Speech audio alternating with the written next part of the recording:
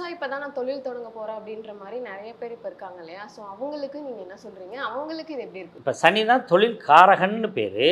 அவரை கோச்சார குரு எப்போ தொடர்பு கொள்கிறாரோ அப்போ தான் தொழில் அமைப்பு உண்டாகும். ஜனன ஜாதகத்தில் என்னன்னாக்கா ஒருத்தரோட சனி எங்கே இருக்குன்னு பார்க்கணும், அவரோட ஜனனகால குரு எங்கே இருக்குன்னு பார்க்கணும். இந்த சனி நிற்கிற ராசிக்கு 6ஆம் இடத்துல குருவோ 8ஆம் இடத்துல குருவோ இருந்தால் அவங்க வாழ்நாள் முழுவதும் தொழில் பண்ண முடியாது. நீங்கள் என்ன தான் கோச்சாரம் நல்லா வந்தாலும் சரி, ஜனனகால குருவுக்கு 2 பேருக்கும் 6, 8 தொடர்பு இல்லாத ஜாதகங்கள் தான் இந்த கோச்சாரத்தில் ஜனனகால சனி இருக்கும் ராசியை கோச்சார குரு பார்க்கும்போது அவங்களுக்கு தொழில் அமைப்பு ஏற்படும், அவங்க டெவலப் ஆகும். ஒரு சிலர் வந்து நல்ல பொசிஷன்ல இருந்தாலுமே அந்த ஒர்க்கை வந்து பர்மனெண்டா வச்சுக்க முடியாம அவங்க வந்து அவங்களுக்கே தெரியாம அது ரீசனும் என்னன்னு தெரியாது, அந்த ஒர்க்கையுமே வந்து கண்டினியூஸா வந்து ப்ராப்பரா பண்ண மாட்டாங்க. ஸோ அதுக்கு ரீசன் வந்து இதுதானா இல்லை வேற ஏதாவது இருக்கு? இப்போ குருவை வச்சே நம்ம சொல்லலாம். இப்போ நம்ம பாரம்பரிய ஜோதிடத்தில் சொல்லுவோம், ஜென்ம குரு அப்படின்னா கடகராசிக்காரவங்களுக்கு எல்லாம் வேலை போயிடும். அதுக்கு அடுத்து 3ஆம் இடத்துல குரு வரும்போது வேலை இடமாற்றம் ஏற்படும். கும்பராசிக்கு வந்து 6ஆம் இடத்துல குரு இருக்குது, அவங்களுக்கு இப்போ வேலை போயிடும்.